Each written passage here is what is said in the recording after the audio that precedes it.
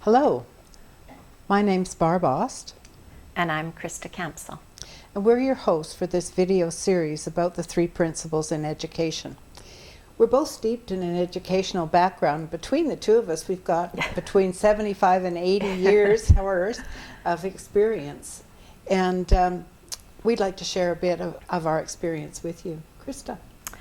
I'll start with my credentials and just my general experience. I have a bachelor's degree in K-12 education and a diploma of special education.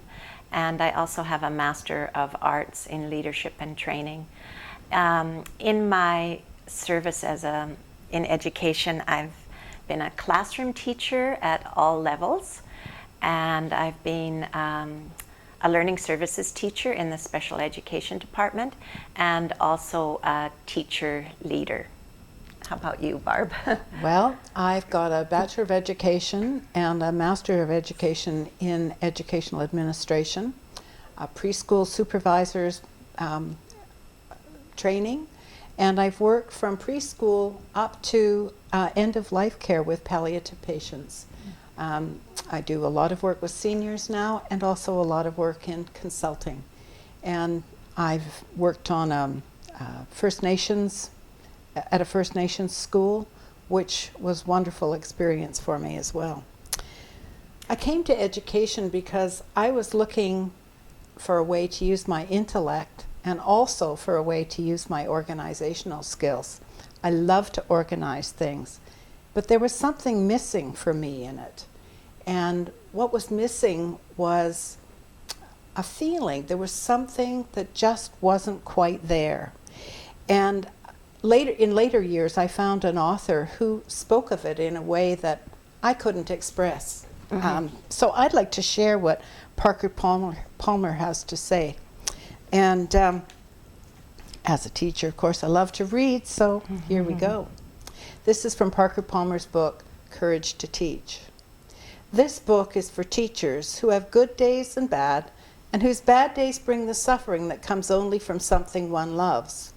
It's for teachers who refuse to harden their hearts because they love learners, learning, and the teaching life. When you love your work that much, and many teachers do, and I was one of them, and I think Christa too, the only way to get out of trouble is to go deeper in. We must enter, not evade the tangles of teaching, so we understand them better and can negotiate them with more grace, not only to guard our own spirits, but also to serve our students well. Those tangles have 3 important sources. The first 2 are commonplace, but the third, and the most fundamental, is rarely given its due. First, the subjects we teach are as large and complex as life, so our knowledge of them is always flawed and partial. Second, the students we teach are larger than life and even more complex. If students and subjects accounted for all the complexities of teaching, our standard ways of coping would do. Keep up with our fields as best we can and learn enough techniques to stay ahead of the student psyche. But there's another reason for these complexities. We teach who we are. Teaching, like any truly human activity, emerges from one's inwardness. As I teach, I project the condition of my soul onto my students, my subject, and our way of being together. Good teaching requires self-knowledge. It's a secret hidden in plain sight. Any authentic call ultimately comes from the voice of the teacher within, the voice that invites me to honor the nature of my true self. What we teach will never take unless it connects with the inward living core of our students' lives, with our students' inward teacher. And we can speak to the teacher within our students only when we are on speaking terms with the teacher inside ourselves. So this is where Christa and I found the magic in that piece that made our teaching whole. And it's what led us to the teachings of Sydney Banks. We discovered a set of principles that helped us to guide the human experience And it was common across the board. And no matter who we were teaching, from the little preschool kids I had, or to the people that I work with in end-of-life care, the high school kids that Christa taught, it's all the same thing. Absolutely, that missing piece was given to us with the teachings of Sydney Banks. I found when I was a pre-service teacher that I had certain level of accomplishments and was doing pretty well, but I wasn't sure I was in the right profession because I struggled with reaching children who had challenging behaviors or were frozen or hard to reach. So the missing link for me was when I heard that one of Sydney Banks' phrases, that thought creates reality. And this truth had a tremendous impact on me in that all of a sudden I had that missing link of what is it that's separating me from those children that are struggling. And it was in fact my own thoughts about what was going on. I found when I accepted and took to heart the truth of thought creates reality, my intellect was able to settle down, if you will. And when the intellect settled down, I found that my intuitive mind was able to see what needed to be done or what needed to be said, or all of a sudden, instead of thinking about an issue, all of a sudden the big difference was I was feeling compassion about the issue. And out of that feeling of compassion and empathy, I started to see shifts and I was able to connect with kids. That's the transformational part, isn't it? It's Yeah. the part where when we can connect to that place, it takes us to new places with kids. And it's such a deep place inside. It comes from inside out, and it comes, we truly do live in the feeling of our thinking. Yes. So that wherever our thinking is at is the world we live in. It's not the world out there that's creating the reality. Yeah, exactly. And I found that, you know, even though I had the greatest desire to be effective, it wasn't enough. I really needed that feeling to make that connection. And once we've made the connection with the student, as you say, we have a starting point. That's the essence of it The all, essence, isn't it? yeah, as it you put, truly the is the essence. essence. Yeah. So these teachings that we found that we have been using with the three principles have come from a man named Sydney Banks, who had an experience some 40 odd years ago where he discovered or uncovered something very profound, that there are three simple things, mind, thought, and consciousness, that are like a magic formula. And I think you've come up with a formula, haven't you? That one can use to view the world and human experience. Yeah, absolutely. He is credited with, as you say, uncovering these principles.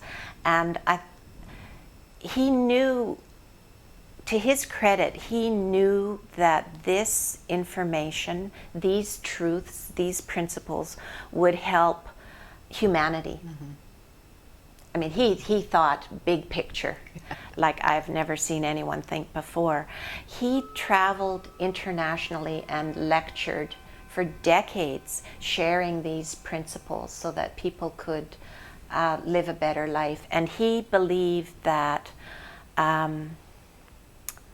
no matter what past circumstance, that we each have the right and have the ability to have a life filled with joy and gratitude. Very powerful. We would guide people at any time to go back to those source resources that Sid has put out. 6 books to this point, and a number of DVDs that are available. You can get them on Amazon. You can get them through Lone Pine Publishing.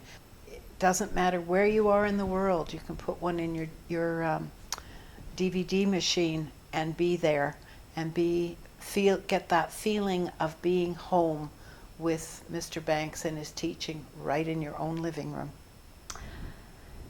Because he had that experience, he really speaks the most deeply about these principles. And the feeling, as you're saying, the feeling on these recordings and the feelings that are encapsulated in his writing are so powerful. I can't, we both have been a student of these principles for 40 years and we can't come to the end of them. They're the perfect lifelong learning materials. And in our mind, we know that they're peerless, so we really like to direct people. That's why we made the video series as a precursor to Sydney Banks' lectures, Right. as we really want to point people to the greatest source of this knowledge, as we have been privileged to enjoy. I remember the very, very first time that I met someone, it wasn't that I understood a single word that was being said, but what I saw was the glow in her eyes, and I knew the moment that I met her, I'd found home. And it was that feeling, that deep feeling of an essence or of a creativeness or something really deep that I couldn't explain, that drew me back and kept me coming back. And as the years have gone by, I've understood a little more and a little more and a little more, but there's still a huge, huge amount that I know nothing about. But it's profoundly affected the way that I've worked with children. Absolutely. Learning just even a little bit about the three principles of mind, consciousness, and thought. It's almost hard to say, to put into words, because it's become how I see life, how I live life, how I choose to see children, how I choose to see my friends and family. It affects me and my life. I think what really impacted me so much in the very beginning was the feeling that accompanied the truth of thought creating reality. That shattered my old world. I didn't have too many struggles as a young person, but it was really like life was a little bit like the old pinball machines, and sometimes circumstances were good and I felt good, and when circumstances were bad, I felt bad, and I just didn't kind of get, how do I feel good more of the time?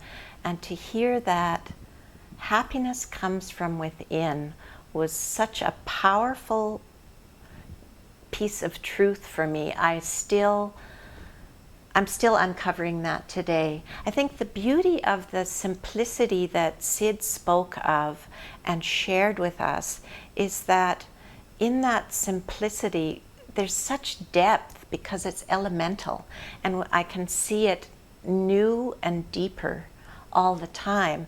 I had a wonderful feeling when I was 21 learning this, and I can still, today, 40 years later, I still have a wonderful new feeling. The feeling goes deeper, and it's just full of joy and gratitude. And at times, it's more of a feeling of compassion. But having this clue of thought being a missing link, thought being that piece, has been instrumental in making my life what it is today. I'm so grateful that Sid, having had this profound experience and being the originator of these three psychological principles, as he called them, for him to be so generous in his sharing with anyone who was interested, and for him to be willing to record his talks and write books to really help humanity is meant all the world to me. And I have to say, in my 40 years of learning this, I've leaned on his source materials. I find that when I've had enough of life, if I go and listen to a tape or read a little bit, even just a little bit of one of Sid's books, it brings me back to square one, and where I have the feeling of a peace of mind and happiness. And from that state of mind, from that feeling, the solutions I was looking for, they come to me, and life looks different. And you just kind of replenish your soul, replenish yourself so that you can face another day. And I think it's so beautiful in being a teacher. We have about 200 days with the same group of children. And I always looked at it as 200 second chances to really reach a child and to help them find out that they are as good as anyone else. They are deserving happiness and peace of mind and gratitude just like anyone else, no matter what their struggles have been. Mm-hmm. And I think one of the things you said was about it being simple, and I think that that's the piece that is so transformative. And when we find it, it transforms our lives. And when our own lives are transformed and we begin to see the world differently, then everybody that we're in contact with changes. And so we as teachers not only impact the kids in our class, or if we're a principal, the kids in our school, we impact our own family. It impacts us. It impacts our kids. It impacts our spouse. And it's like putting a stone in the ocean. It ripples out. And then it just becomes our way of being. Way of being, yeah. And how to express the gratitude for those materials, I'm not quite sure, but I do know that I share them with certain students, I share them with certain parents and people I meet in the community who I can see are looking for something. And it's so beautiful that for example, a student, you just show them a little passage, a little poem that Sid has shared with us, and how they kind of, oh, I didn't realize that. Oh, no one's ever told me that. Mm-hmm. And then that puts them on a different path, a healthy path. Whereas before they would be tripping themselves up innocently. And now with a bit of truth on their side, armed with a bit of truth, they can start to see how to find that joy and that they're deserving of that joy. And the source materials from Sid are the ones that help people to see that they have the wisdom and the intuition inside themselves that they can draw on, so that it's always there. There's always something to draw on to find the answer, because we have that true encyclopedia right inside ourselves. It's that compass that sets us in the right direction. And you know, as a young woman, I think that's what really appealed to me about Sydney Banks' teachings was, I mean, back in the day, this is 4 decades ago, it was kind of the thing to be searching. And I kind of thought I wasn't. But what really appealed to me about Sid and why I kept going back to hear more from him was that he kept pointing us to inside ourselves. He kept pointing us to the wisdom that's within us, that's within him, that's within every single person. And the change to see that from a child who's struggling and maybe has behaviors that are challenging, rather than doing battle with those behaviors, we now look at that child totally differently. Mm-hmm. And we look at that child with compassion. And out of that compassion, without fail, from my experience, is that a child's life can change. Mm-hmm. You help them find themselves. And when they find themselves and when they see that they are worthy of having a dignified life, the decisions they make, the thoughts they choose to pay attention to, their whole life it becomes different, because now they see that they are as worthy as anyone else. In the days before I first heard Sid speak or heard of his teachings or read anything, I thought that I had to fix the kids, that was what my job was to fix these kids.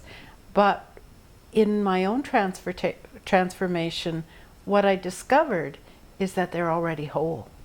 And so it completely transformed how I went into schools and looked at kids. I saw them being at promise rather than at risk.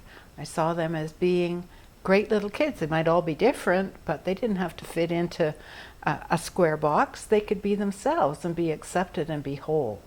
And that was true for teachers too. As a principal, I was able to look at the wide range of people that came and see that they each had different gifts to bring. And when everybody has the opportunity to be honored and respected for the gifts that they bring, then all of a sudden you get this great Christmas cake of ingredients mixed together that's beautiful. It's true. In some of my roles as a teacher leader, I was responsible for directing employees to how to help kids, and I absolutely agree with you. When we see in children or in adults, we see their true self and we see what it is they have to offer and build on that.